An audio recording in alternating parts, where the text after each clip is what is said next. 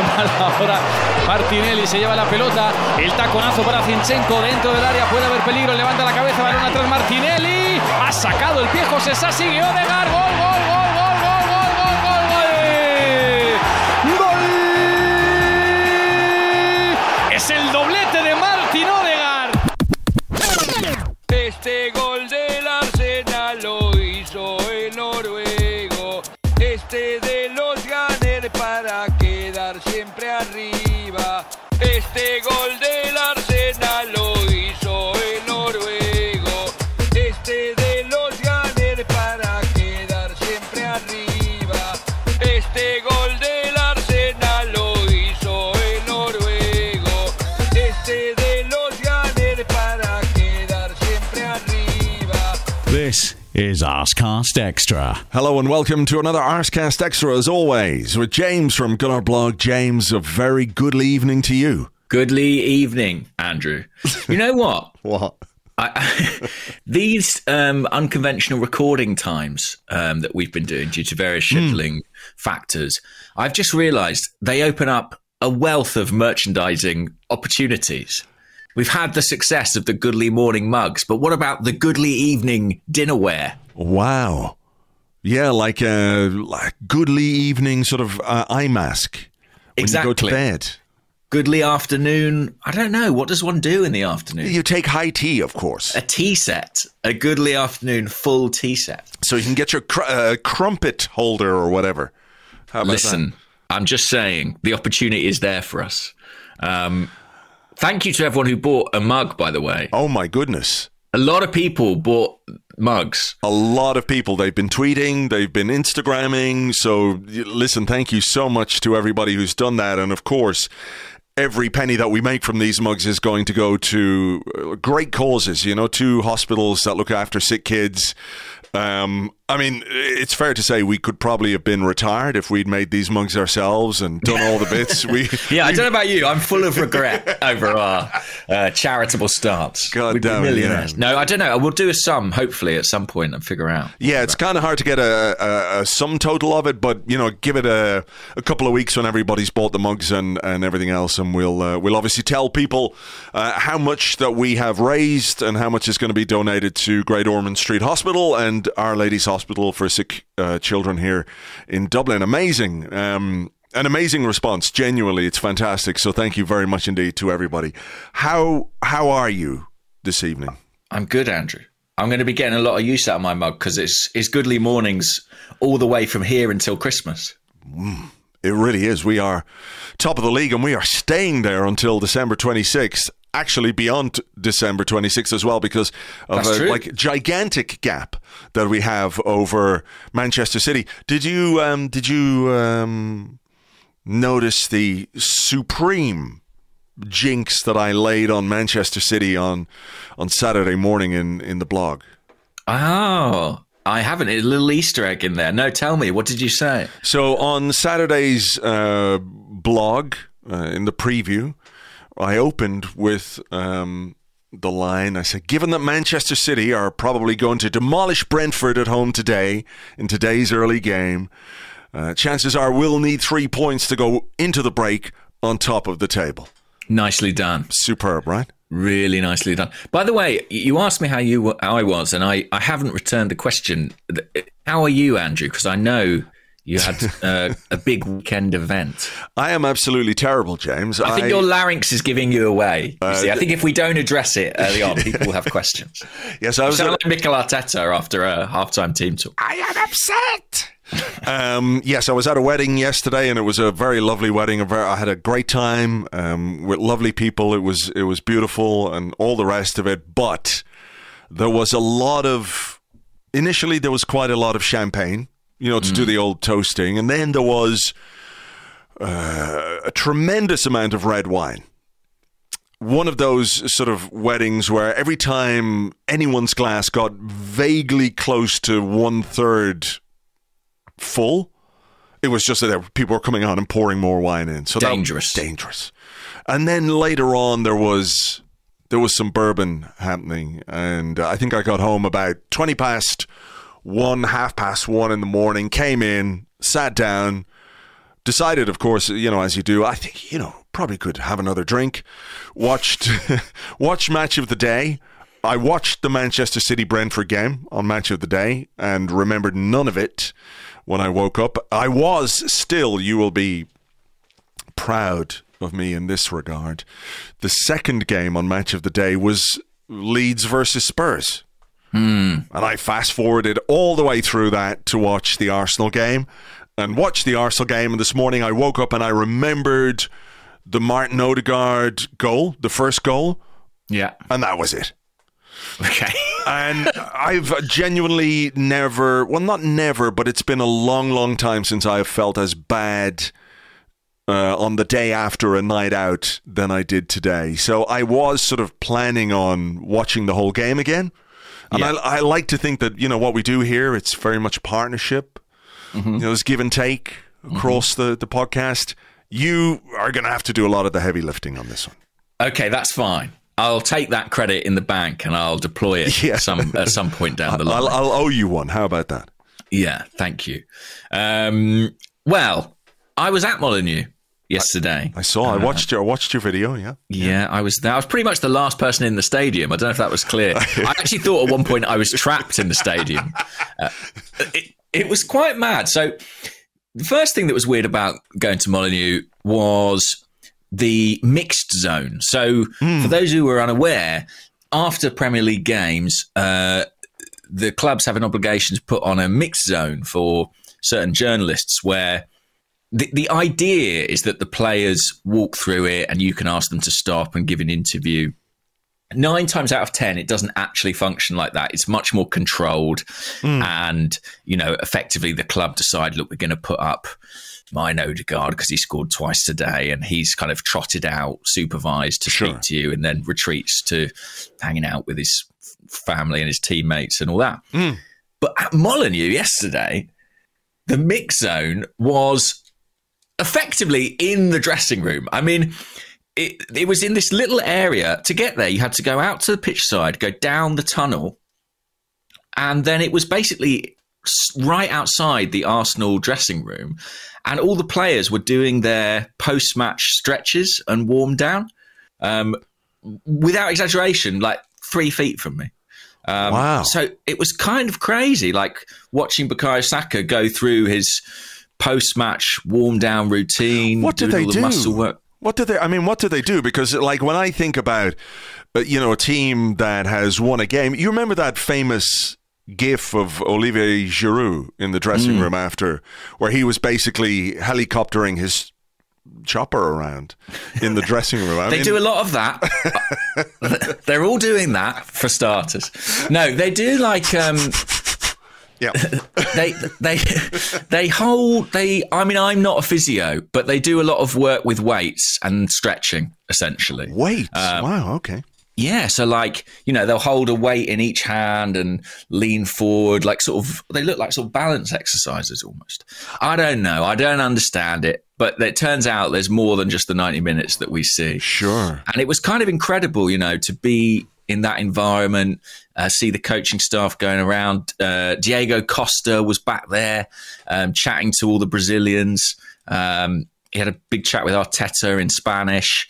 And just sort of, Aaron Ramsdale was there complaining about the bang on his face he'd had off Armand Traore. That was a heavy one, all right. Yeah, saying how his chin was hurting him. And it was just sort of like a very unusual experience and like great insight and access to be able to be there. Wow. I mean, none of the players wanted to be interviewed. Let me be clear about that. That was the last thing they wanted. They all had dodgy stomachs.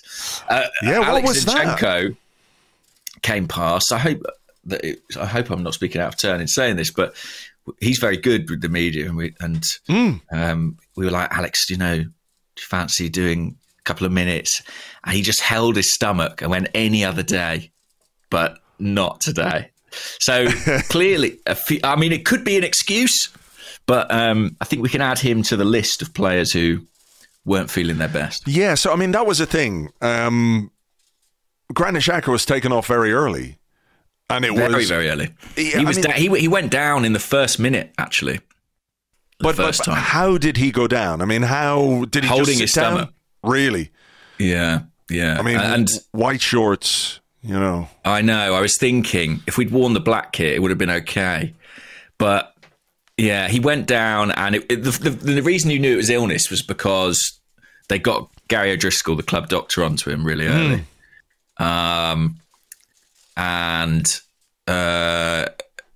You know, he tried to play on, but he was not moving as you would typically expect Granit Xhaka to move. He looked very heavy-legged and out of it. He lasted a few more minutes, and Arteta was sort of, again, as he was when Saka went down the other day, he was kind of agitating for a decision from the medical staff. I think he has this thing of like, we need it. If he's going to be out there, he needs to be right. You know, we need 11 players on the pitch. And eventually, I think Granit seemed to effectively make the decision for them. He sat down and was like, I'm done here. And, you know, Arteta said this after the game, but anyone who knows anything about Granit Xhaka, he has to be feeling pretty bad for that to be the case. And the news is it was like the pre-match meal, perhaps. Was that? Perhaps. I don't think there's certainty, but yes, that you know, a couple of people have pointed fingers at a pre-match meal. There was some suggestion as well. Perhaps there'd been a bug going round. I guess it's difficult to know at this late stage, but yeah, I'm led to believe quite a few players weren't feeling on top of the world. And I do wonder if certain things that in isolation might look a bit odd, like, for example, Cedric came on quite late in the game for Kieran Tierney, but we don't know. But perhaps, not for Kieran Tierney, for Zinchenko, and Tierney didn't come on. Yeah. But perhaps Tierney was feeling really rough. You know, there was a point in the first half, actually, now I speak about it, where Tierney got off the bench and went down the tunnel for a period of time. Right. So yeah, that could tell you something, all right. Yeah, I think perhaps he wasn't in a fit state to come on. I know we had questions from some people saying, you know, you're worried about Tierney. I'm only worried about his underpants at this particular point in time. But that was sort of quite an important moment in the game, really, because, you know, Xhaka has become incredibly important to this team, and I was really intrigued by the decision Arteta made to bring Fabio Vieira on, because he had Mohamed El-Neni out warming up. He didn't even have Sambi Lokonga warm up. What? He wasn't on the bench, as far as I can see. I'm looking at the teams. Oh, was he not? No. There you go. Well, that would explain why he wasn't warming up. Yeah. That would go a long way to explain. I was going to say, really lazy otherwise. No, he wasn't on the bench. That's strange. I don't know if he had an issue. But, yeah, so he sent out El-Neni and Vieira, and he picked Vieira, which was certainly the more ambitious change. But I just thought an away game, he might have, you know, put El-Neni in and moved Partey a bit further forward. But it did slightly disrupt Arsenal a little bit, I thought, in that first half. And the thing is, that Xhaka role, it's so specific, that role, the demands of it and the kind of tactical nuance of it. And, you know, when Sambi has come into the team, he hasn't quite managed to replicate it exactly. And I sort of could see in that first half that Vieira was really getting to grips with it. You know, I think his better performances have come in the sort of Martin Odegaard position, which is a little bit different. And Arteta was sort of doing a lot of pointing to Vieira in that first half. And Arsenal found it quite hard going. I mean, Wolves set up with 5 at the back and didn't play a recognised striker, really. They played Traore and Gonzalo Guedes, who were both dribblers. So they were really looking to hit the channels and do things on the break.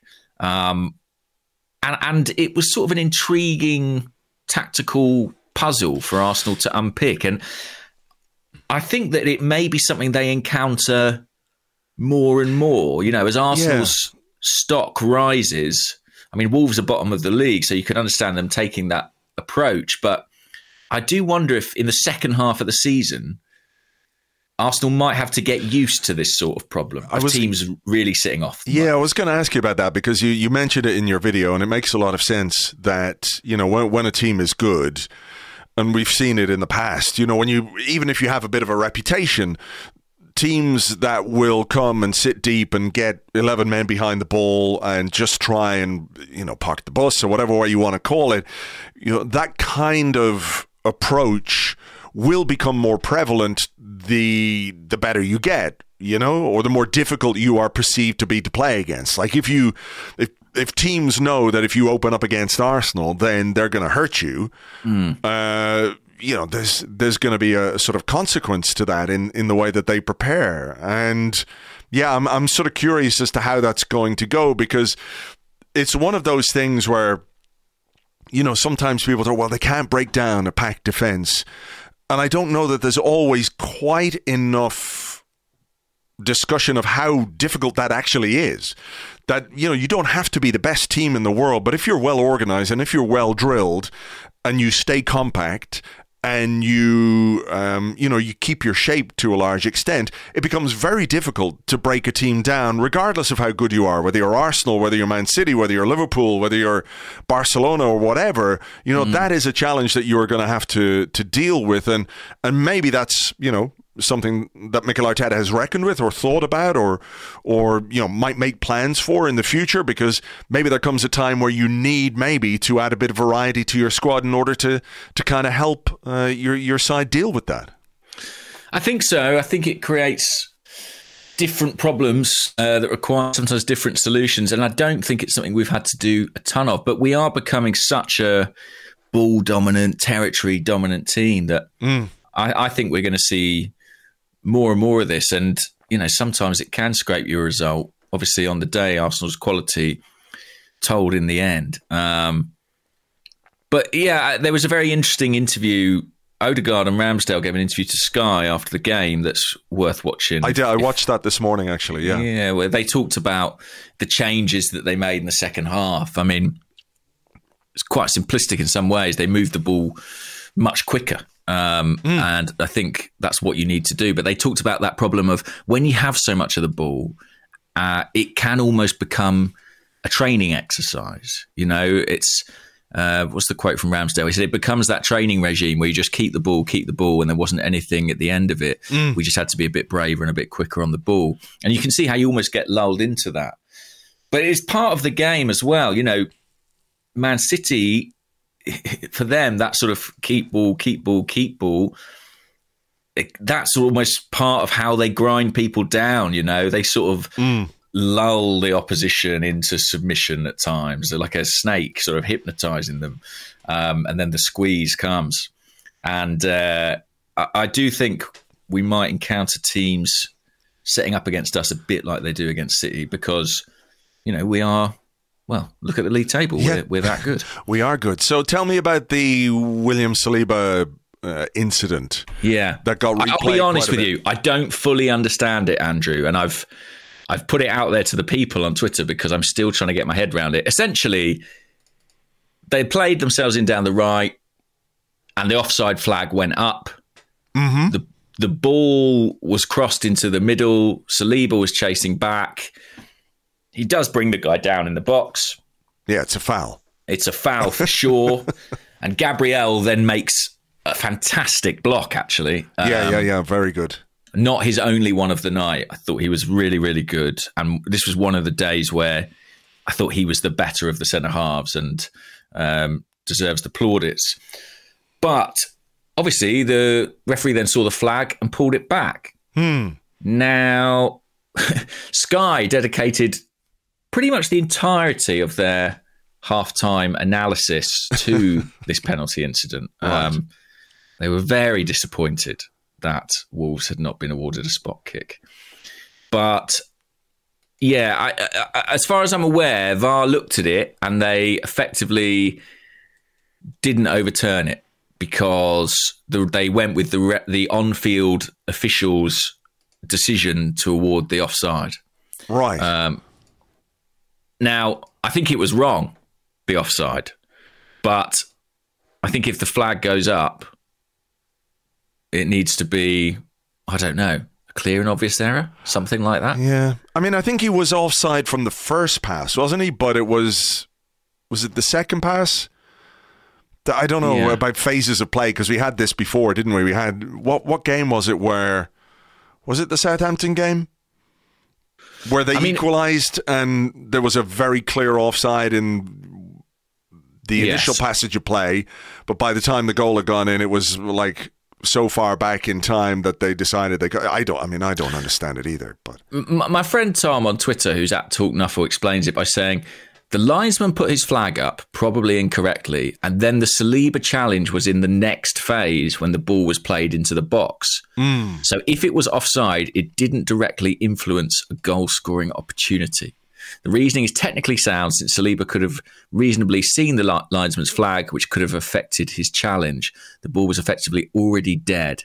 Right. If the linesman hadn't put his flag up, and it was offside, they also couldn't have gone back to take the penalty away had it been given. So, yeah. I mean, it was a strange one, because in a lot of those situations, I think the linesmen are encouraged to keep their flag down. Yeah. But old habits die hard. And actually, I think that in terms of the officiating, we chat about officiating on here sometimes, and occasionally I'll say things like, well, you get games where it goes for you, and I'm often challenged to name those games, and because I'm foolish and have the memory of a goldfish, I can't remember any. So let me take this opportunity to say this was one such game. Right. Because obviously there was the penalty incident, but there were a couple of other things. In the first half, Martin Odegaard made the most cynical of fouls on the halfway line, and it must have been his choir boy looks that saw him escape a booking. There was a point as well where Ben White, in frustration, booted the ball at the linesman. I saw that, and actually there's great. I've downloaded the game. I just haven't watched it all, but I've watched bits and pieces of it, and I have watched that bit where he's convinced Arsenal should have a corner. And then, did he actually kick the ball at the linesman? Because it looks like on the TV footage, that he sort of throws it that way. But I'm pretty sure he kicked it at him, with some pace. Like just enough pace that you could claim, I'm just giving him the ball. But he doesn't need the ball. He's not taking the free kick. Anyway, it was the clearest booking for dissent you could ever see, and it wasn't given. And there were one or two others where I couldn't believe it. And then Wolves, they made their first very cynical foul, and the yellow card came out straight away, which, as you can imagine, the home fans were absolutely delighted about.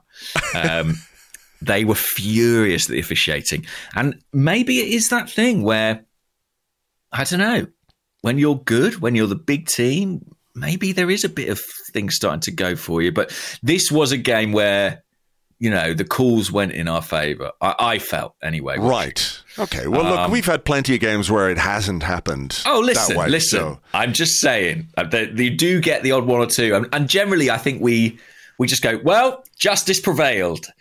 And we file it away, never think of it again. But I think it is worth remembering when it does happen from time to time. Sure. But we might well have been ahead in the first half. So Jesus scored a very nice goal that was offside. It was an identical run, really, to the one he made for the headed chance against Chelsea, Yeah. The Martinelli curled ball into the box, which actually Alexis Sanchez used to be a real specialist in, from that sort of area. Yeah, and Martinelli seems to be developing that trait. And he was about a yard off, but it was a lovely take and finish. And then he had another one where hit the bar. Right? Hit the bar, yeah. And again, it's like, couldn't have hit it more cleanly. The goalkeeper was completely out of the game.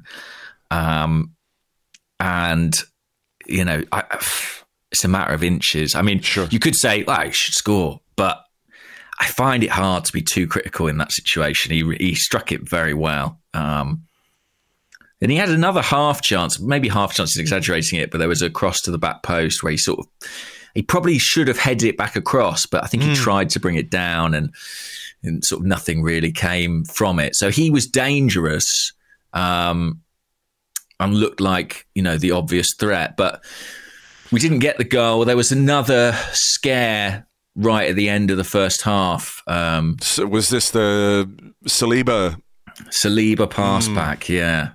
It's not the first time he's done that this season. It looked very familiar to me because I think he's done. What was the game where Aaron Ramsdale saved one with his testicles? Leeds. It was against Leeds, and it was very similar to that one against Leeds. And look, it was not to be critical of Saliba. Maybe he, like Granit Xhaka, was not feeling the best or whatever it was. But there have been a couple of games this season where those. I guess it's just, part and parcel of being 21. He's brilliant and amazing, but he is still 21. And sometimes the 21-year-old comes out above the hugely impressive footballer. Yeah, I think the stats guys record those moments as errors. And I think Saliba has 3 this season, which puts him right up there in terms of the Premier League. This one was interesting, actually, because from my vantage point, quite high up, Saliba was out on the right touchline and close to Mikel Arteta. And I could see Arteta pointing for Saliba to go back to the goalie. And Saliba listened dutifully to his manager. But it was very much not good advice because Wolves had a guy waiting to nick the ball off him. Yeah. I mean, it wasn't a great pass, but, maybe the pass. It wasn't a great pass. Yeah. I mean, I think Mikel's always like, keep the ball, recycle the possession. But that's one where Saliba would have been served by being a bit more conservative. It's a great block, isn't it, from Gabriel?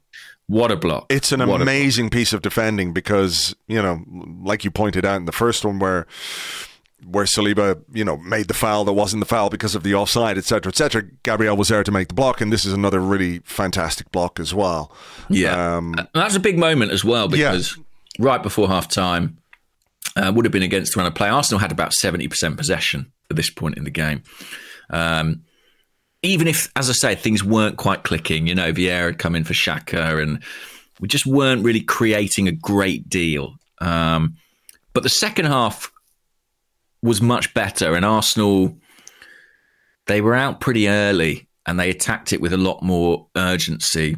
Vieira was a lot higher up the pitch. In the first half, he spent a lot of time almost in kind of left-back areas, like quite close to Zinchenko. And in the second half, I think he got forward a lot more, made a lot more runs in behind, which is quite an important part of that role. And lo and behold, that's what the goal really came from. And I think I described this elsewhere as it was a very Man City goal. Arsenal presented with a very Man City problem and they found a very Man City solution. It was a classic Guardiola, get to the byline, cut back. But really well worked. Yeah, it's a lovely pass, isn't it, from Gabriel Jesus to Fabio Vieira. Good run, but, really, really good pass. Really good pass. And even before that, actually, Martinelli, he goes on a bit of a mazy dribble where he sort of ends up going through the middle of the pitch, beats, 3 or 4 men. And it just changes the shape, and just sets Wolves off kilter. And then Jesus in that left-sided area where I think in the last few weeks he's been pulling more and more. Really good pass. Great run from Vieira, and he puts it on a plate. I mean, if Odegaard hadn't scored it, Saka was right behind him. So, nice goal, really nice goal. That that was it. In the Ramsdale Odegaard interview, Ramsdale was like, "Oh, I thought Saka got there first," and Odegaard is going, "No, my goal." I mean, I suppose we should talk about him a little bit as well because goal scoring. Look, he scored some good goals this season, I think, but there have been moments where perhaps in front of goal or when he's got opportunities, he hasn't quite been as convincing as some people might like. Nevertheless, he's got 2 goals in this game. I think, you could correct me if I'm wrong here, but I think that makes him our highest scorer, our leading scorer in the Premier League, that's right. So it's a very nice return from a player whose, goal scoring isn't necessarily what people would consider his greatest attribute. No, I mean, he's missed 1 game. He missed the Brentford game. So he's played 13 and got 6 goals. So he's basically at 1 in 2, which is very good, really, for, someone who's predominantly a creative midfield player. 8 goal contributions in total when you factor in his 2 assists. And I think, to be honest, he probably deserves a couple more assists. He's played some nice passes that haven't finished up in the back of the net. I actually thought he was really good on the night overall. He did a lot of really intelligent work off the ball. I include his very cynical foul in the first half in that. I think he's got a knack for it, to be honest. I think he knows. He seems to have the intelligence to recognise when a move needs to be snuffed out. Sure. And he doesn't mind doing it. In the second half, when Arsenal got themselves in front, he did a lot of work dropping deeper and just keeping the ball circulating. You know, if Arsenal were going to get to those 3,000 passes, he was going to play 2,000 of them, I think. I just thought this was a really good performance, and a captain's contribution, obviously, as the match winner with 2 goals. The timing of the first goal, I think, is quite interesting as well, because, like you say, there was a need to do things a bit better, move the ball more quickly, as they said, and it's in the 54th minute, you know, sort of less than 10 minutes into the second half. After all the possession, I mean, there's something to that as well, isn't there? That you know, when you need to step up, when you need to deliver, you know, the timing of that, I think, is quite interesting, because games like this can not that they get away from you as such, but the longer it goes without a goal, the more it preys on your mind that you're not going to score. Yeah, I think so. It was a perfect time to score, and I think it gave the team, you know, some confidence as well. And actually, as is often the case, you know, they looked very controlled once they got themselves into that position. So, had they been made to wait, would they have, you know, started to become impatient? Perhaps. But as it was, you know, they got the goals at really nice times, 55 minutes and then 75 minutes for the second one, which really just set the seal on things. And from that point on, it was pretty comfortable. And assist for Fabio Vieira as well, you know, who's... I won't say he's been subject to a lot of criticism, but, you know, some of the Europa League games and in the Carabao Cup game in midweek, you know, maybe didn't quite do as much as people might have liked. Yeah, but, I mean, I guess you wouldn't have seen this, but on my timeline, prior to the goal, I saw quite a lot of criticism of Vieira, and I think about 2 minutes before he set up the goal, he just passed one out of play, you know, into touch, and it wasn't quite happening for him. As I say, I do think, you know, it's great that he can play in 5 positions or whatever it might be. But I do think each role within this Arsenal 11 is incredibly specific. And there's no way he can know each of them as well as the first choice guys who plays there. And I just think we saw a bit of that, particularly in the first half with him. But he did come into it more and more. And I do think that assist is a good moment for him. I think he will have been really delighted to feel that he contributed. And I thought it was, you know, I saw some people say it was a heavy touch, but I actually think he probably knows what he's doing there when he takes that away from the defender and he clips it across the goal really lovely. So even if it was a heavy touch, he has the sort of the speed of foot and mind to... The wherewithal. Yeah. Exactly. You know? So, yeah, that was a good moment for him. And I'm just trying to think after that if there were any sort of threatening Wolves attacks. I mean, they had a free kick out wide, which sort of went straight at the keeper, fortunately. There was the Traore Ramsdale collision after Gabriel got something on it, but not quite enough.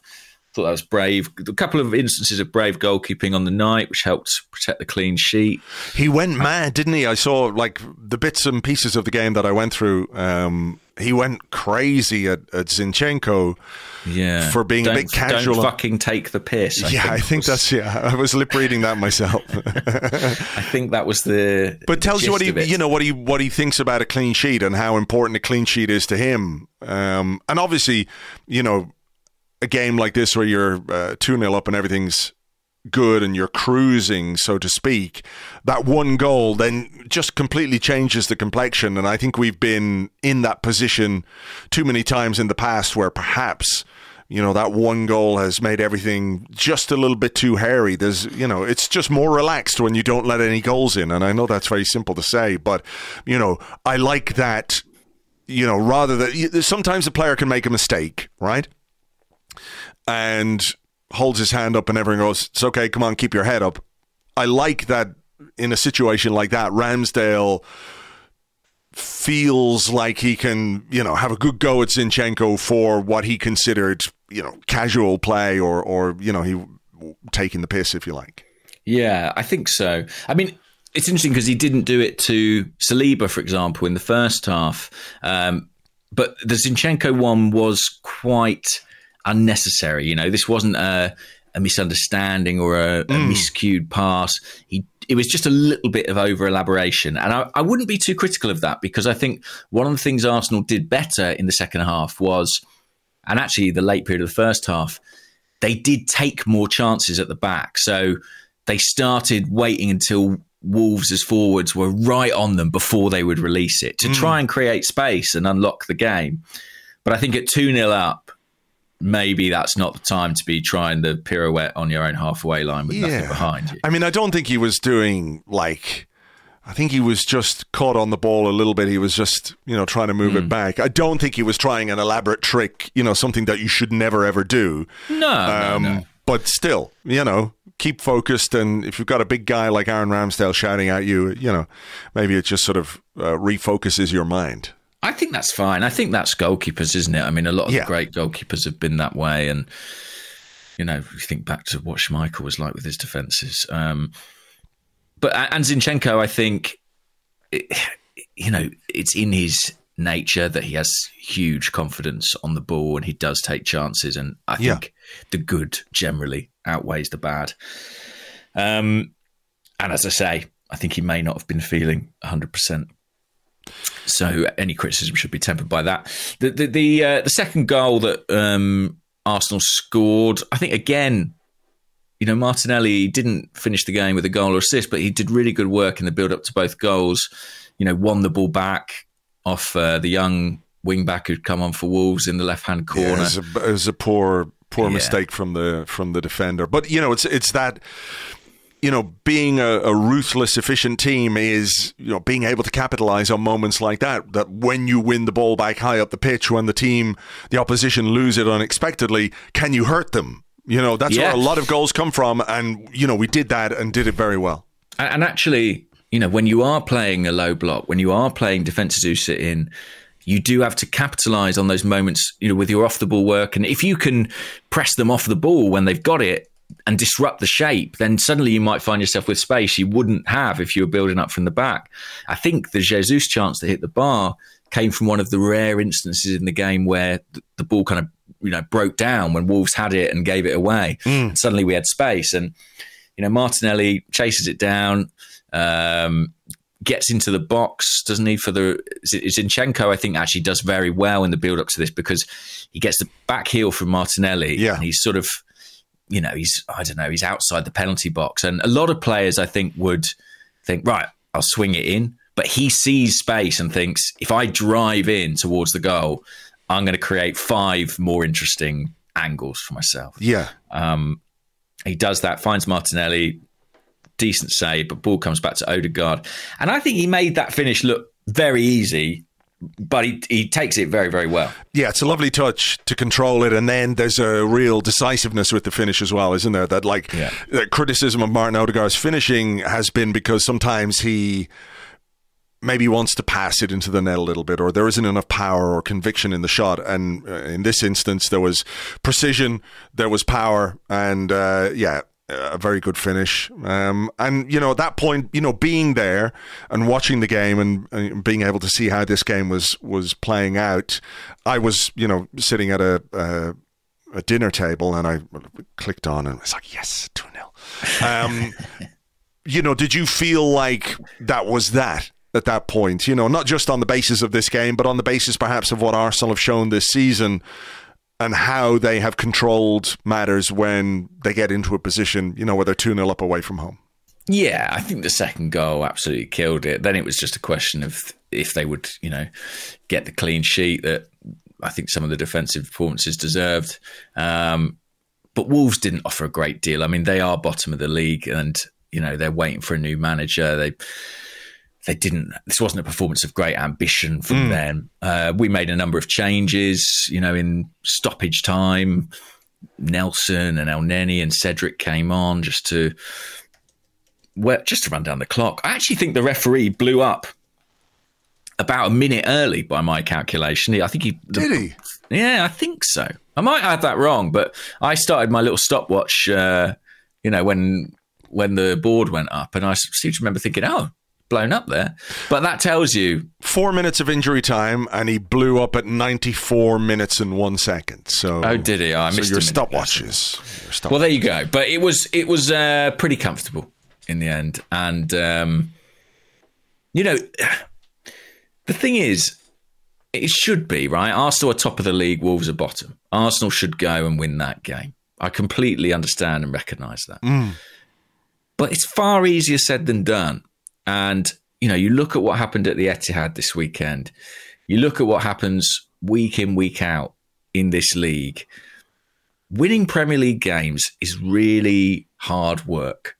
And to do it consistently is enormously challenging.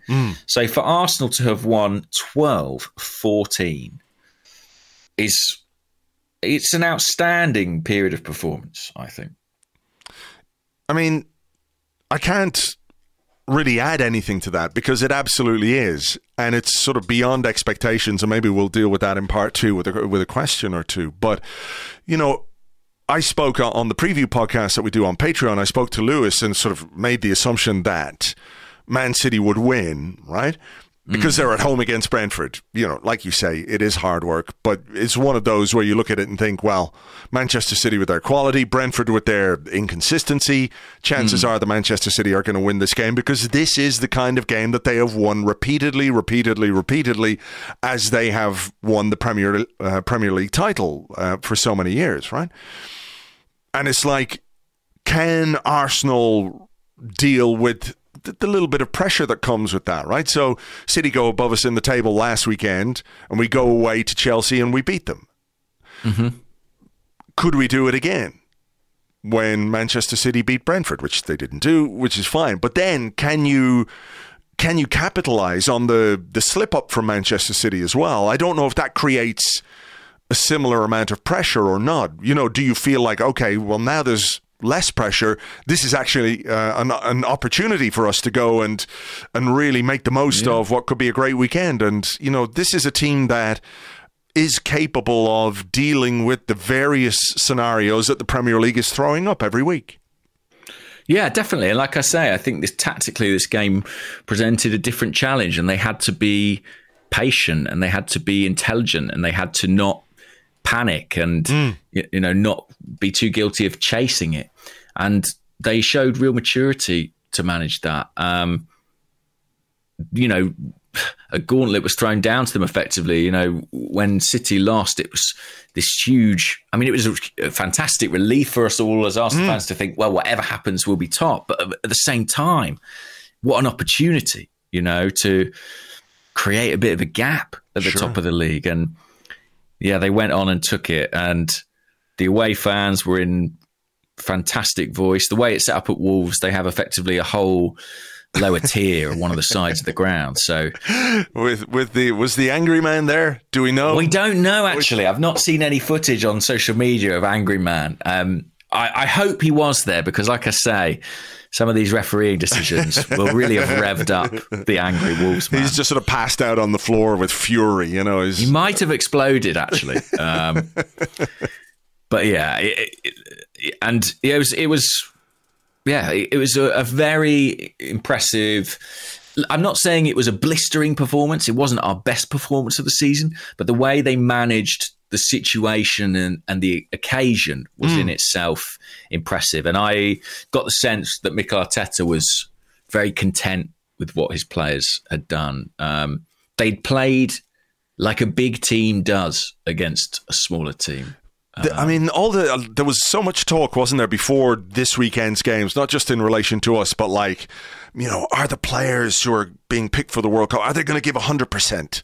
Are they going to go for the tackles? Are they going to run themselves into the ground for their team, knowing that an injury might put them out of the World Cup, etc., etc.? And unfortunately, here on Irish radio on a Friday, there's we have to deal with Mark Lawrenson and Tony Cascarino on one of the shows, and they were like, these guys, they're just not going to do it. They're not going to turn up. They're just, they'll go through the motions. They're not going to do anything that will put their World Cup at risk. Did you see any of that from any of the Arsenal players?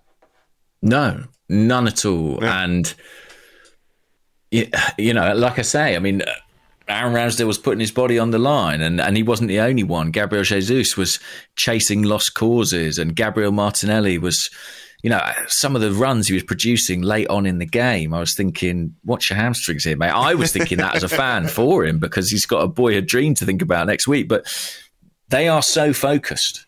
They are laser focused on what they are doing. And I think that's the greatest threat the World Cup poses, is the disruption to that focus. Because they haven't let it be a factor at all. And actually, there's a lot of talk about the players who are selected and what it might do for their performances.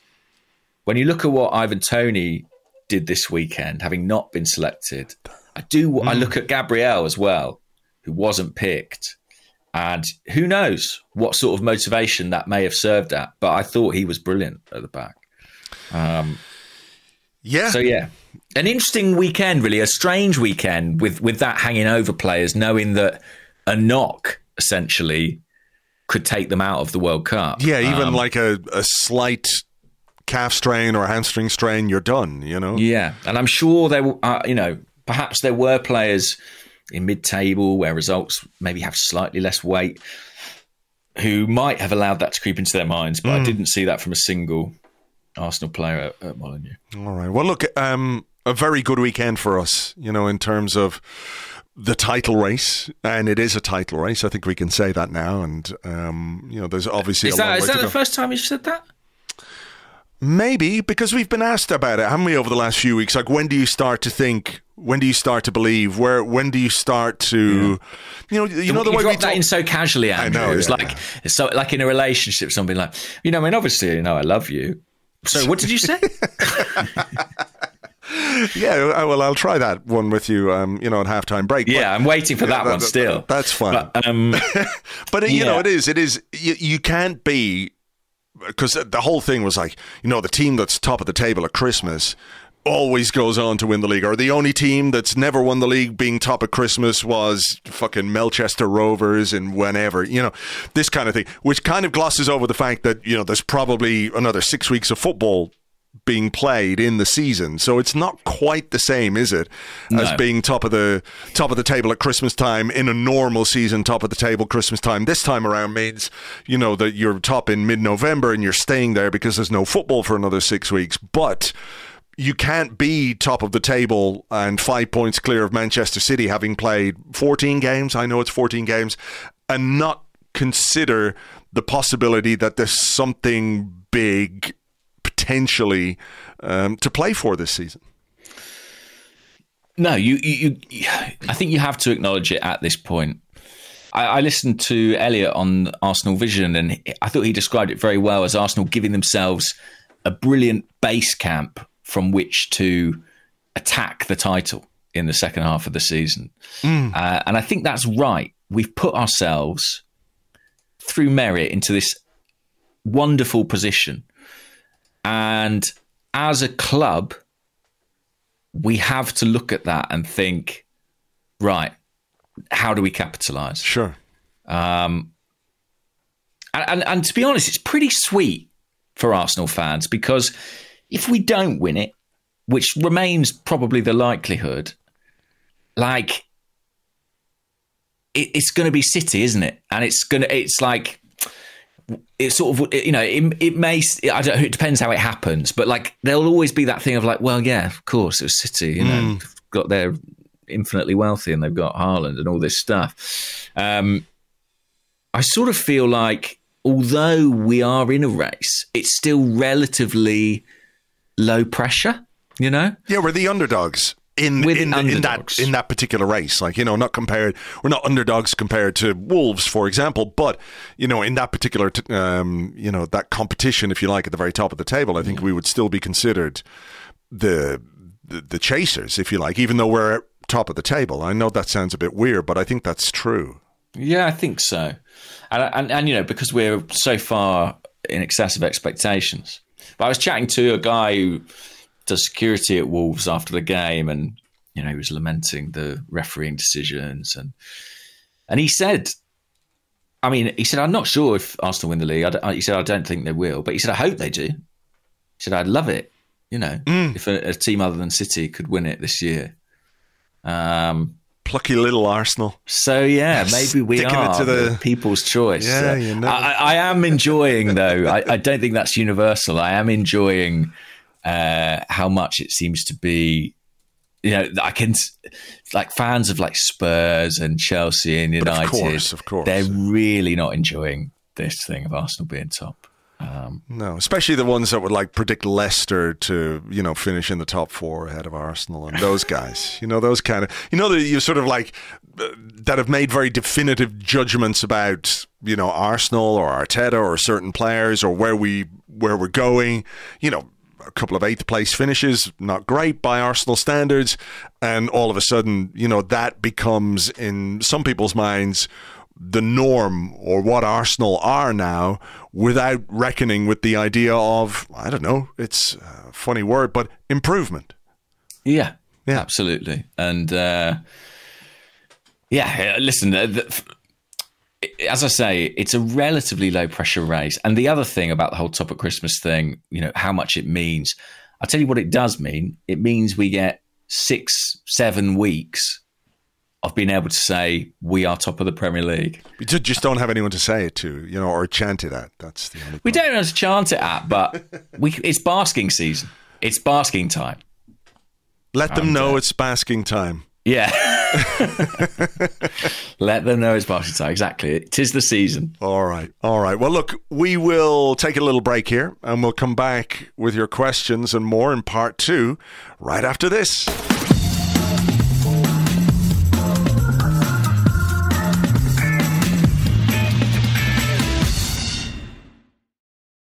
Welcome back to the Arsecast Extra. This is part 2 of the show where we answer questions that you send to us on Twitter, at Gunnerblog and at Arseblog, and also on the Arseblog Discord chat server, which you get access to if you are an Arseblog member on Patreon. I'll go first. Is that okay? Yeah, before you do. We're talking about the Goodly Morning mugs. Yeah. I had a message from Ryan Smith on Instagram who said... he's done the research. In which year and month was Goodly Morning introduced to the Arsecast Extra? And the answer was December 2015. Wow. And he said, how did it come about? Blog said good morning, and James asked whether that was Andrew's catchphrase. Blogs replied that it couldn't be a catchphrase, as everyone says that, but something like Goodly Morning to you could be. James declared that from now on, that would be his catchphrase. And finally, how did James accurately predict the future of Goodly Morning? James said he could see that catchphrase on T-shirts and mugs someday. Wow. So there you go. I do know what I'm talking about. Sometimes. One time in December 2015. Hey, and Ryan found the proof and documented it, and here it is now. I need to hire this Ryan to find times I was right about stuff. Do you know what I mean? Yeah. I mean, it's a full-time job, I would say. There's a lot of research. You got to just find a needle in a haystack. Oh, imagine having to listen back to a load of podcasts talking about sometimes sort of toy with the idea, Could we go back and listen to, a podcast after a signing or after a managerial appointment and then react to whatever nonsense we said at the time? But I feel like it might destroy our reputations. And minds. My tiny little mind would be blown with how, I don't know, that's the great thing about football in many ways, because the season is long, but the moments are kind of ephemeral, right? A match only lasts it's only relevant until the next match, in a way. I know there are some, obviously, that sort of linger on, and there are games which mean more, etc., but you've always got the next match. That's true. And podcasts is quite helpful because... they're not even tomorrow's chip paper. I mean, they're gone as soon as the next games happen. So that's it. We probably get away with all sorts. Well, look, it's a Goodly evening, and the Goodly Morning mug is out there. The T-shirt, not quite yet, but who knows? Give it time, Andrew. Give it time. Give it time. Goodly evening pajamas. That's what we missed out on at the start of it. Okay, I'm going to go first. Here is a question from Ratan Postwala, who said, he's at Ratan Postwala on Twitter. He said, with approximately a third of the season gone, Arsenal have 5 players with 3 or more league goals and another 4 with 2 goals each. A very pleasing stat. How many of our players do you reckon will hit double digits by the end of the league season? Ooh, that's a fun game. I think that Jesus will. He will eventually score again. One day. This is another one of those predictions that's going to come right for you, James. Fair play.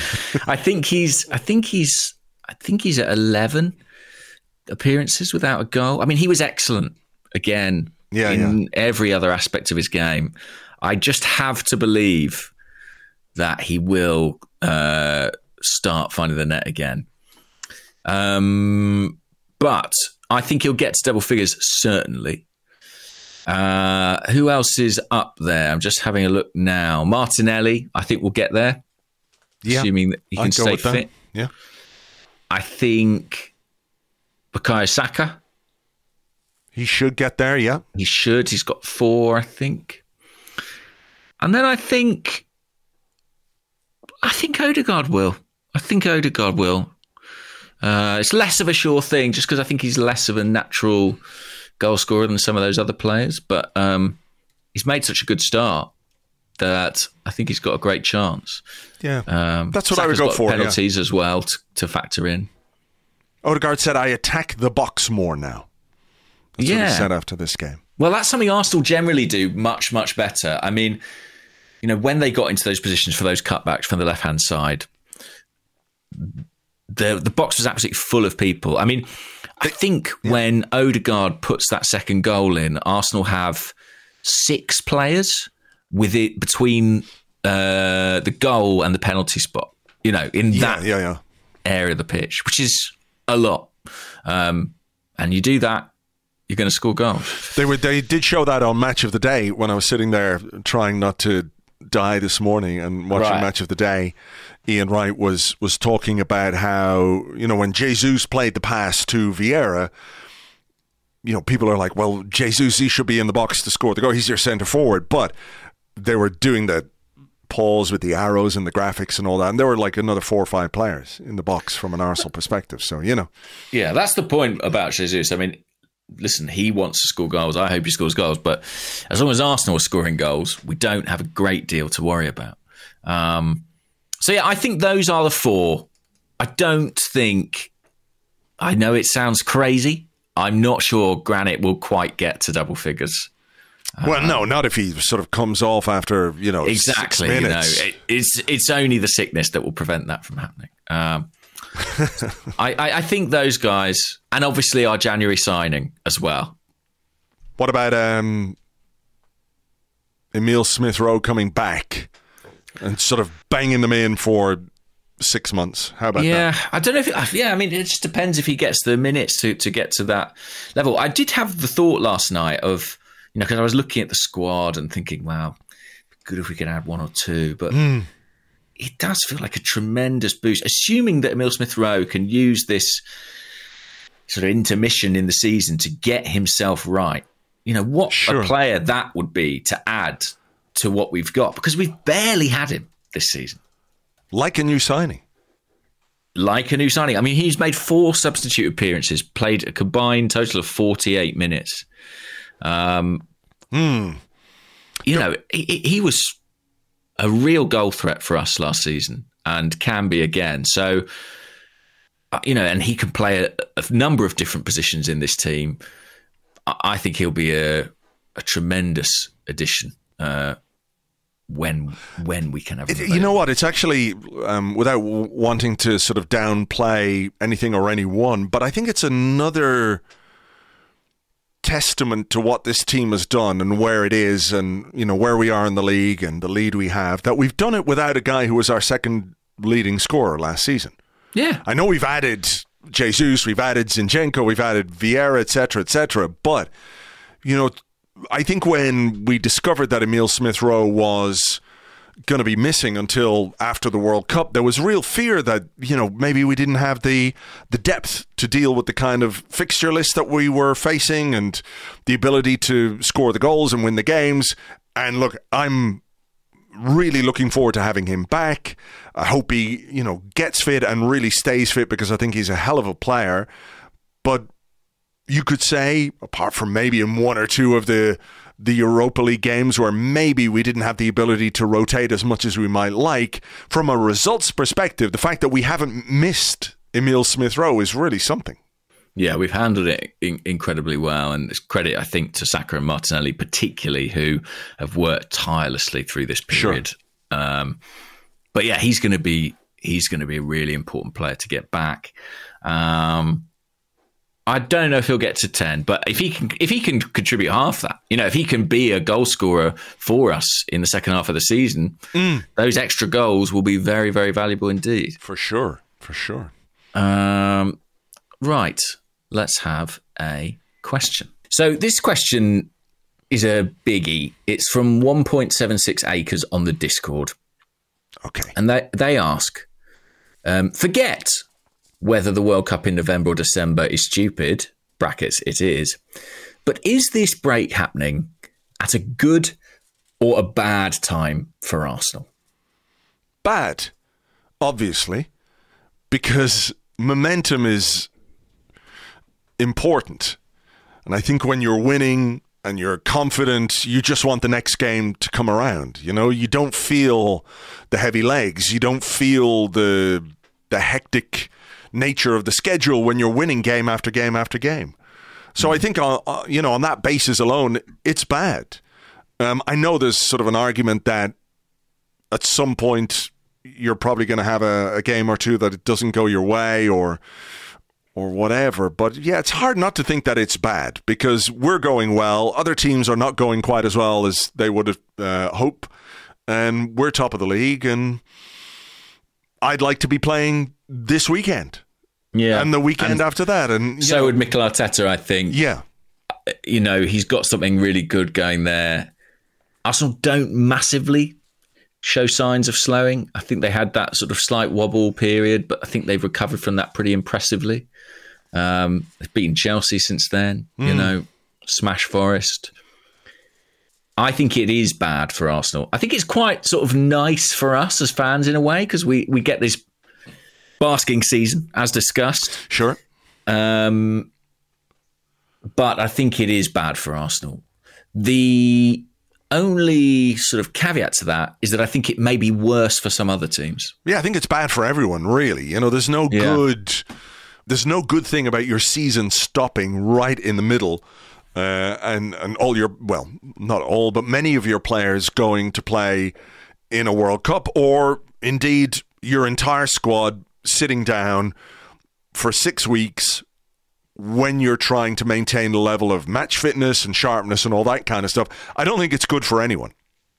So It's particularly bad for us because it's all going well. If results weren't great, you would, maybe we'd sit here and say, you know what, maybe this is a good thing. We get to sort of regroup and reassess and all that kind of stuff, which we've had to do in the past. Yeah.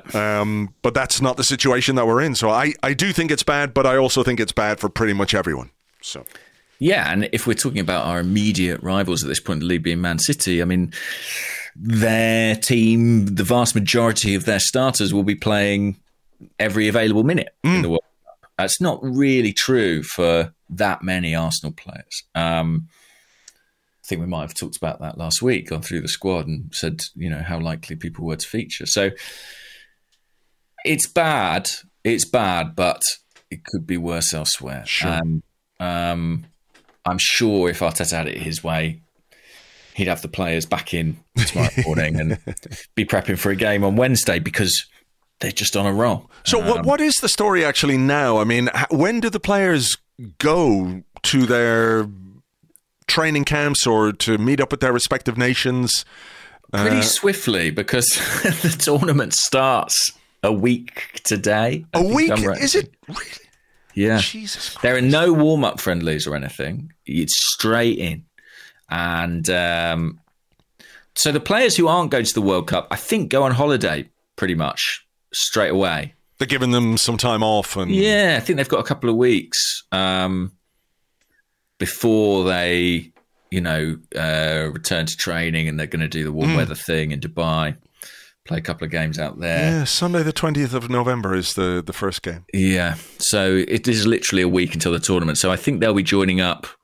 I mean, I think some have already gone. I think I saw on Matt Turner's Instagram he was on his way to join up with the US squad. So yeah, it's go, go, go. Sure. Kind of crazy, isn't it? But it is. There we have it. I mean, I had a question actually about the World Cup, which I don't know if we've talked about on here, but Gabby, which is the new pseudonym for Magnus Holmberg on Twitter, says, will you watch the World Cup Qatar 2022, or will you boycott it and refuse to watch any of the games?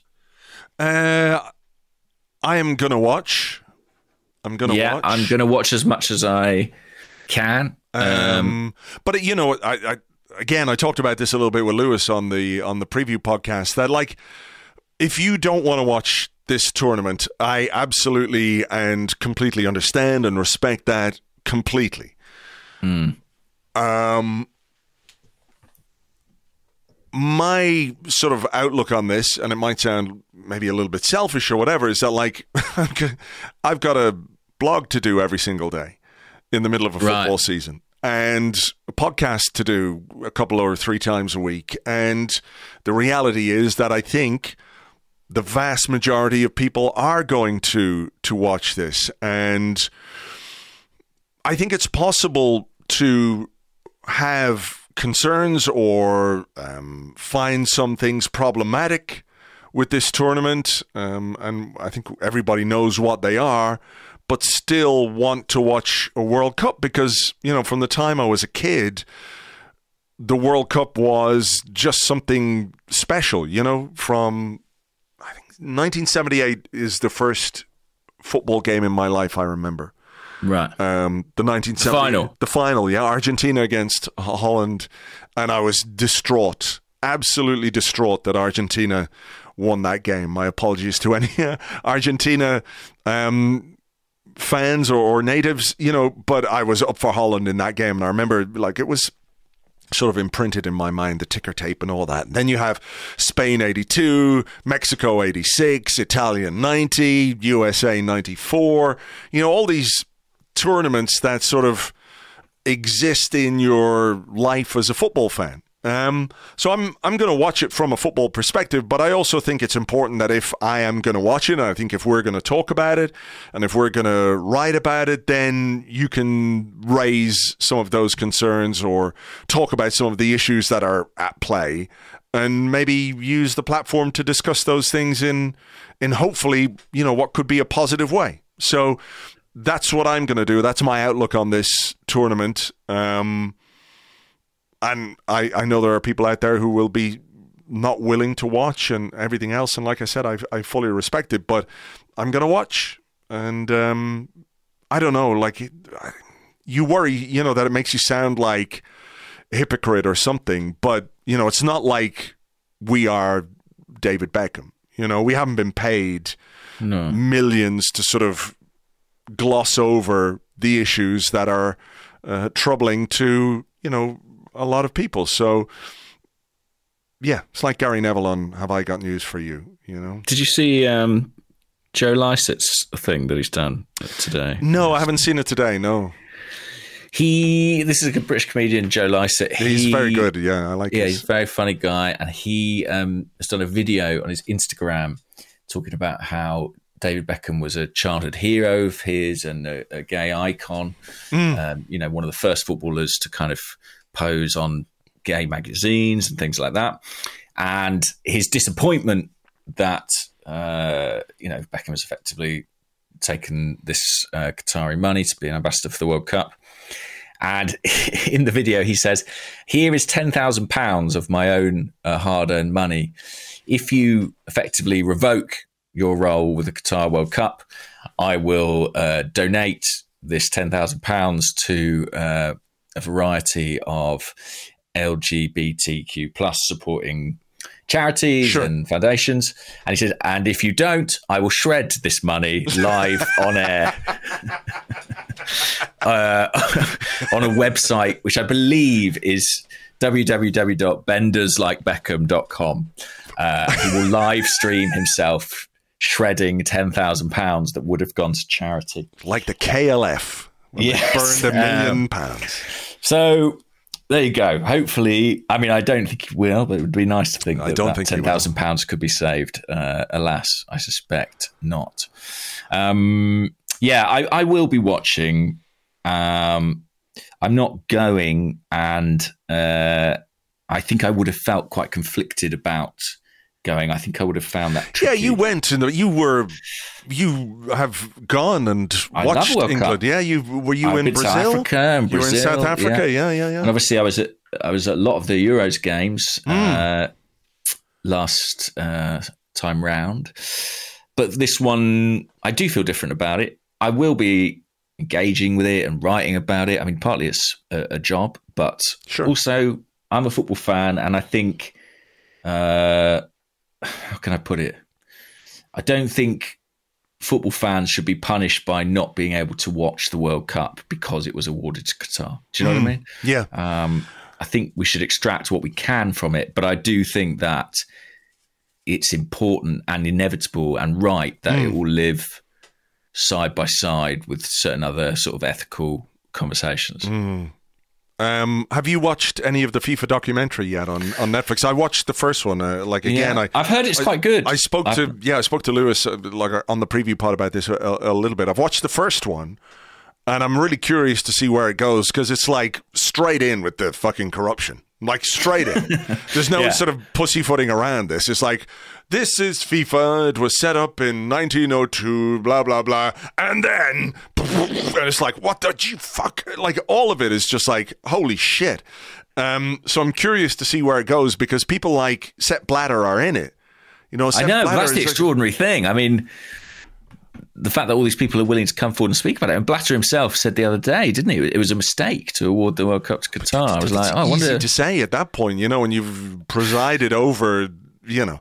But he's like, FIFA is not corrupt. It's like, yeah, okay.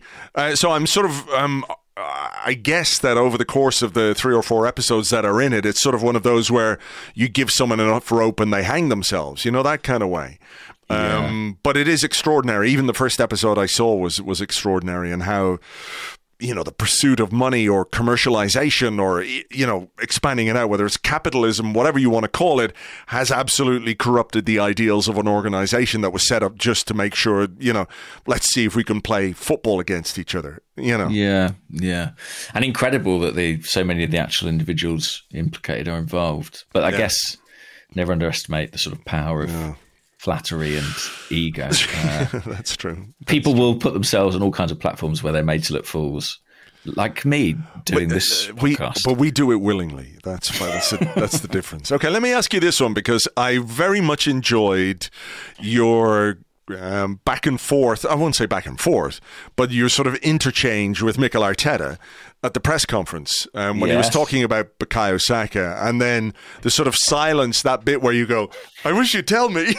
Yeah, I know. I don't know if that's great journalism, actually, but I don't know either. I wish you'd tell me. I wish you. Come on. Come on, Mikel. I'll be your friend. I'll be your friend. But I've been doing his PR for 3 years. The least he could do is answer a question. Exactly, rather than sort of these evasive answers that make us think about things.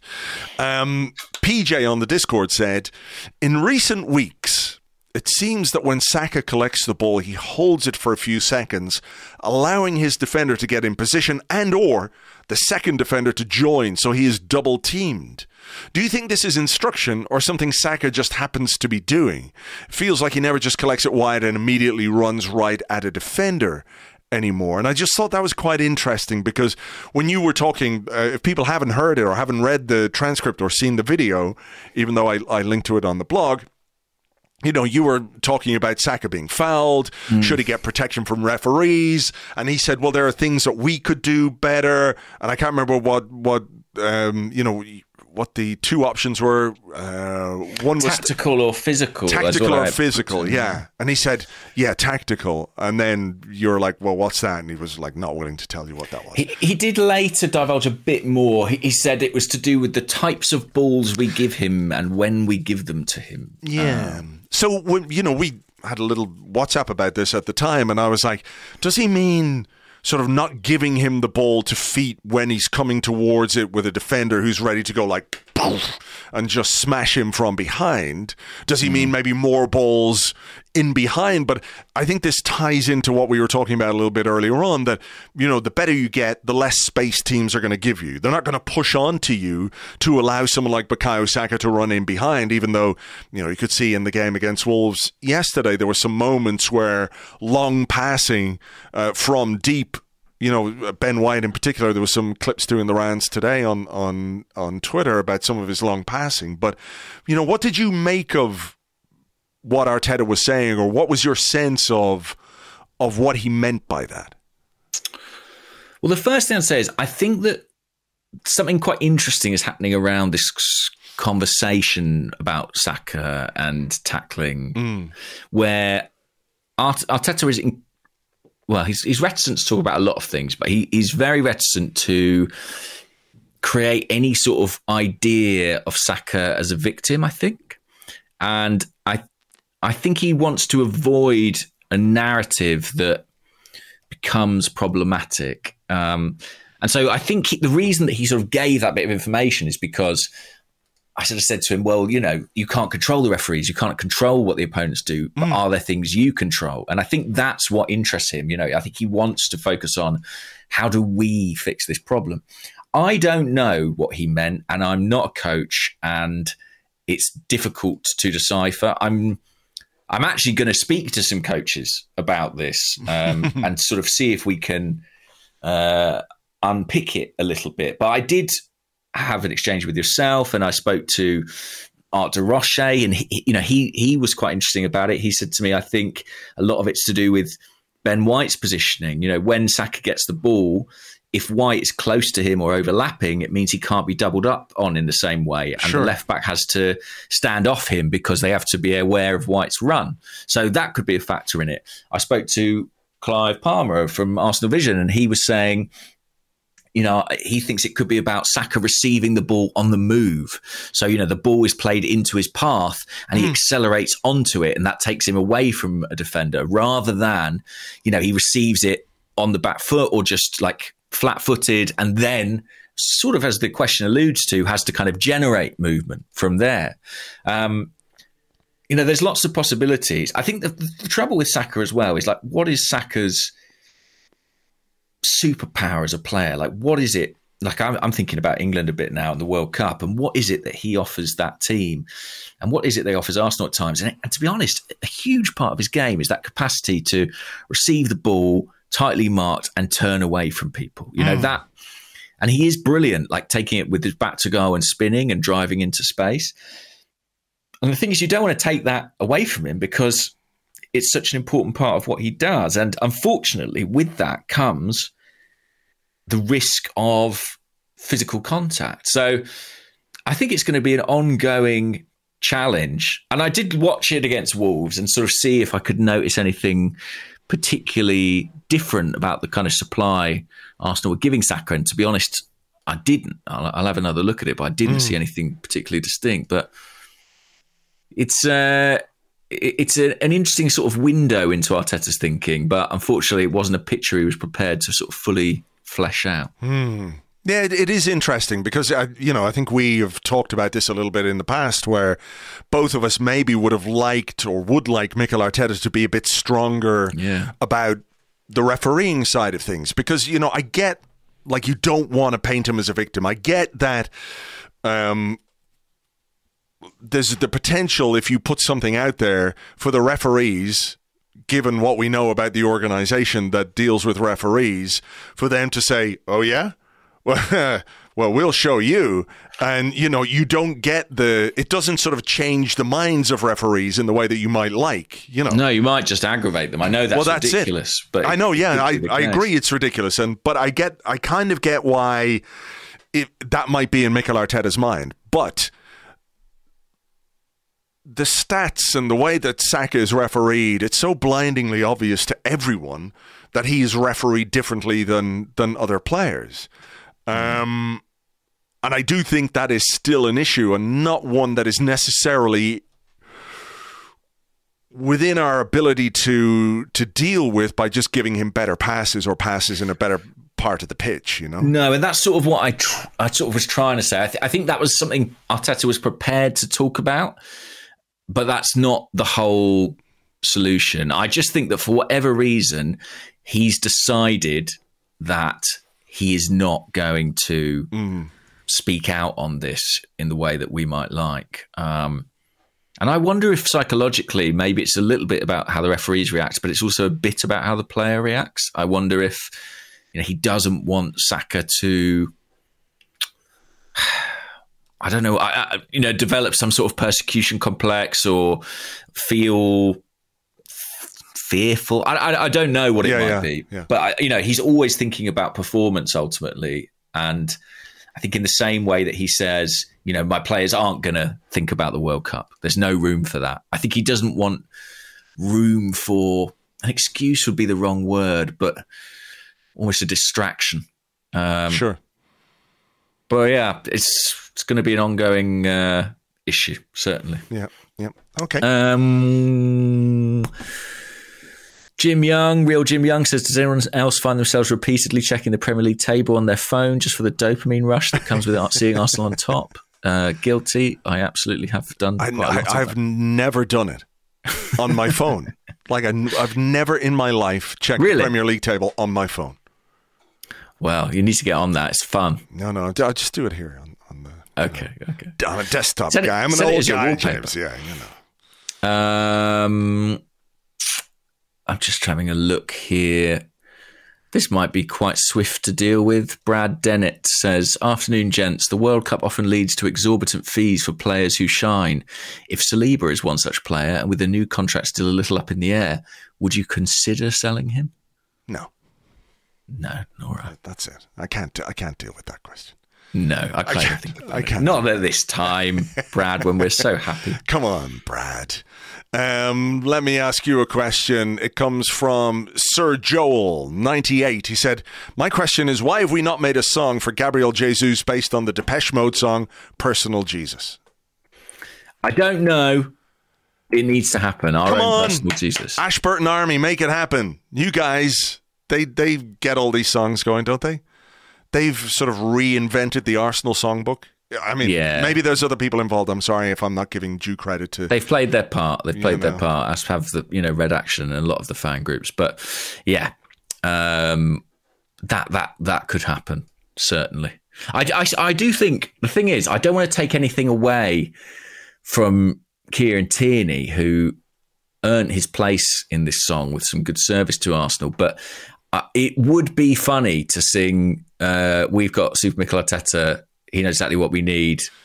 Gabby at the back. Gabby's in attack. But yeah, it feels sad, doesn't it, to take it away from KT? I don't think we can do that. Let me ask you this one. Hayland FC, who's at Hayland FC 1. And I think we talked about this briefly, you referenced it anyway in the first part. He said, one for you and Stillmanator, Tim Stillman. He said, I feel we play very similar football to Man City. Watching them is boring, almost robotic. Is it more exciting because it's Arsenal and we're winning? How do you feel about our playing style in general? Yeah, it's interesting. I think we are more fun to watch than Man City a lot of the time. I quite like this phrase. It's from an account called EBL 2017. EBL describes himself as an experienced performance analyst. But whose performance? What performance? Football? We don't know. We don't know any performance. You, young lady at the till in Asda, your performance is just not good.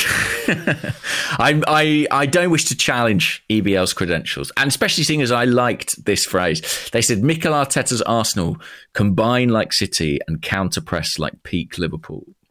And I do think I mean, listen, City know how to press as well, but there is something about the physical intensity of this Arsenal team that shares parallels with, Klopp's excellent Liverpool sides, as well as Man City. I mean, basically, we play good football, really good winning football. And that's what both those teams have done. I also think maybe an understated, under-discussed element of this Arsenal team is the physical attributes that exist in the core of that team. If you look at the two centre-halves, Ben White, Thomas Partey, Granit Xhaka, the work rate of the front three. I've left Alex Zinchenko out there, which seems a bit harsh. No. He was taking and Martin Odegaard.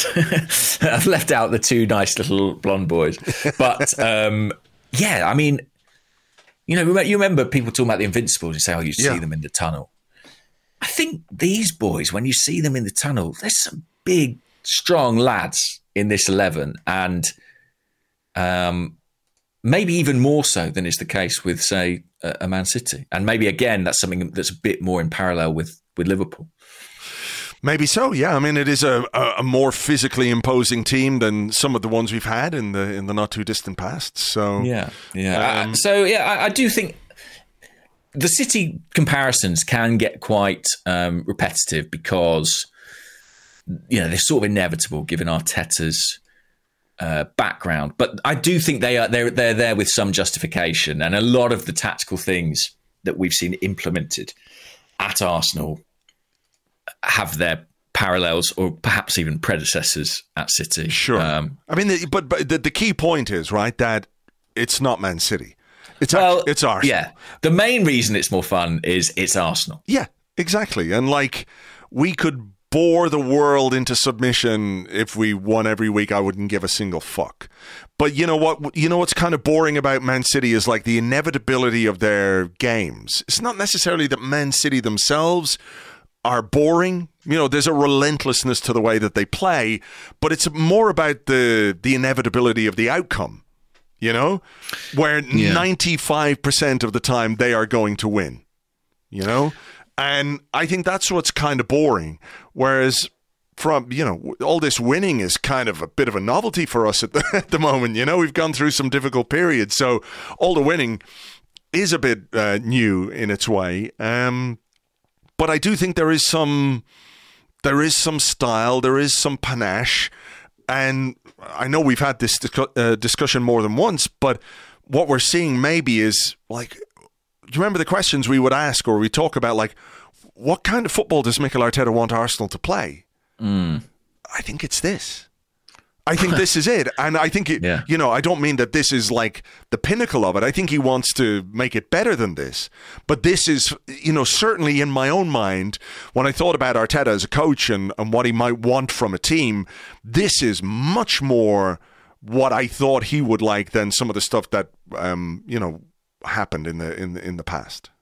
Yeah, that's, I think, a good point. And also, I think the reason that Arsenal are more engaging and more compelling than City, it's our old friend narrative, really. But ultimately, the story of Man City, richest club in the world or one of the richest clubs in the world, hire the best manager in the world, sign some of the best players in the world.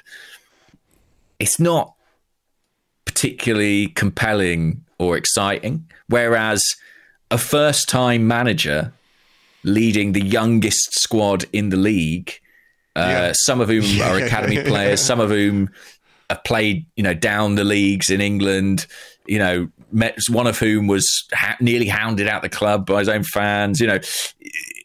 That's a much more interesting story. Then rich man buys all the things he needs to be successful. And I think that's why, that security guy at Wolves would like Arsenal to win the league. And I suspect he's probably not the only one. Yeah. Okay.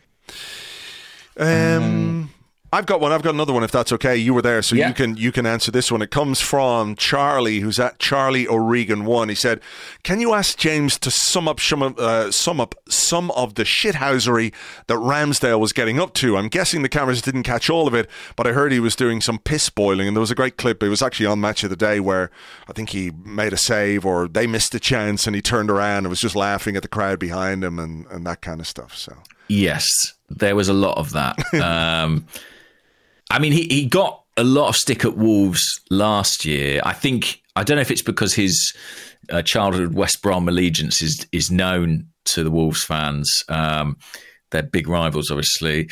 But, yeah, it's a frosty relationship. And there was a lot of that kind of stuff. I mean, in the second half, there was a lot of things like ball boys throwing him the ball and him like deliberately not catching it or letting it roll under his foot. So classic he had to go and Jens. get it. Classic Jens. Yeah, pure Jens Lehmann.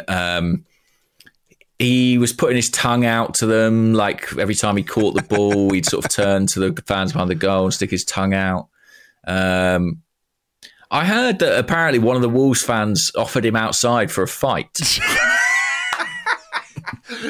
We were wondering if the angry man was there. Now we know he was. Yeah, I think we can assume that he was. For sure I just hope that there was one of those, Wolves fans with a camera strapped to them so that we can see more evidence of this. Because I think Wolves as well, I think it was Wolves at home last season when he did the knee slide celebration in front of them. Was it? Yeah. Which, again, won't have endeared him.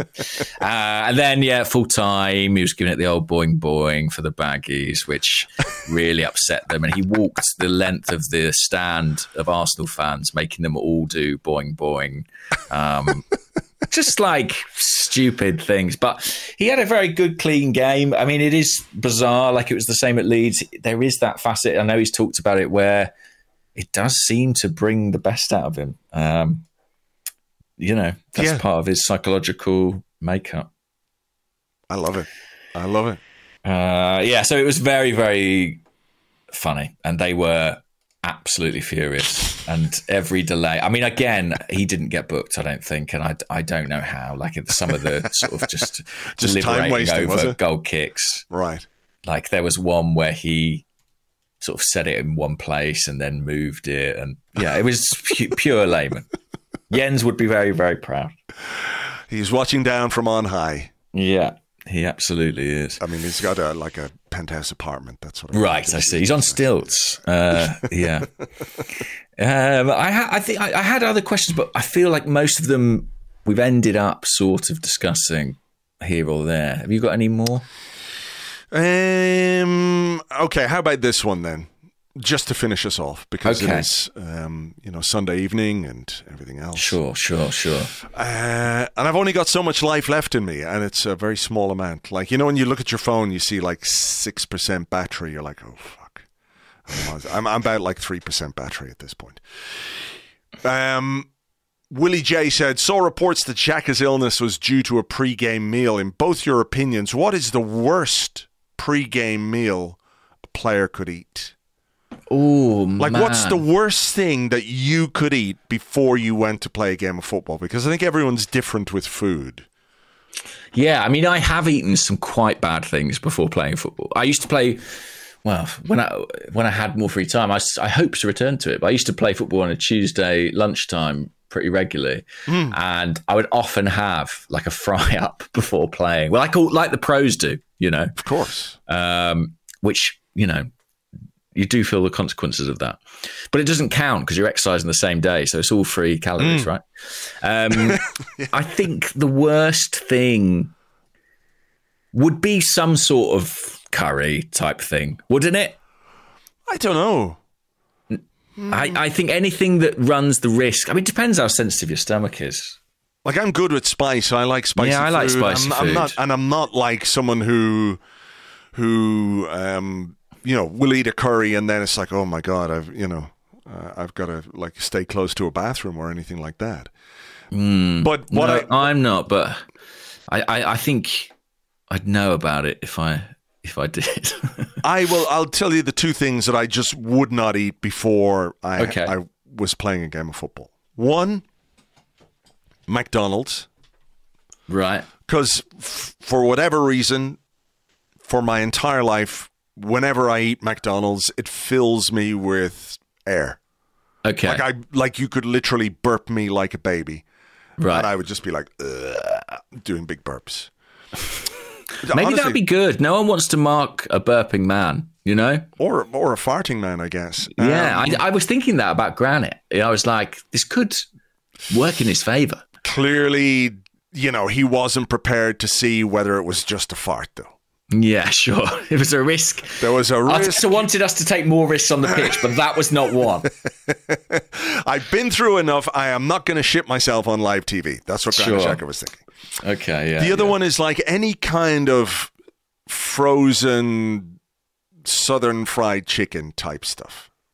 Yeah, something Just sort of greasy. doesn't. I don't know whether it's the coating or the, in inverted commas, chicken, but whatever it is, it just does not work for me. Although normally it takes a little bit longer than, a pre-game match. Sort of next day. Yeah. It's sort of. I guess if Arsenal will feed the first team McDonald's and KFC hours before a vital Premier League match, they will pay the consequences. I'm pretty sure they're not going to do that. If they're doing weights in the dressing room afterwards, yeah, it strikes me that there's probably a fair amount of thought gone into this. I often wondered why. You ever see football teams arrive for a game? Sometimes, they come off the bus and stuff like that. And you see someone pushing a trolley in. Did you ever see that? Yeah. I like, what the fuck? What's so heavy that it needs a trolley? And now, obviously, they've got weights and stuff. Every player has to have their own weights, and that makes sense. Yeah, it's come back to that. I'm sure it's just like to engage your core and your muscles while you're stretching. But yeah, I don't know what they ate pre-game. An 18-piece bargain bucket. Safe to say they won't be eating it for a while. Whatever that was, yeah. All right. Okay, well, look, we will leave it there. Again, thank you so much to everybody who's bought a mug. You can find the link to the mug in the show notes if you would like to get your own very goodly morning mug and help support great hospitals who look after sick children. I don't know what... I mean, actually, one more question. Can I do that? Oh, yeah, sure. Chief Juan Kerr, Juan, he's Spanish. It's fine. I see. He's the Spanish son of former Irish manager Brian Kerr. Chief Juan Kerr. He said, what the fuck do we do for 6 weeks? Yeah, good question. Bask, guys. That's it. Bask like a shark. I mean, it's quite boring, basking. I mean, we're going to watch the World Cup as well. Yeah, that's true. That's true. We'll have some football to talk about, and give it a week. Transfer rumours will happen.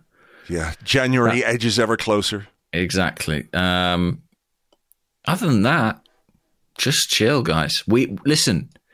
It's a break for us too, a breather. Time to take stock.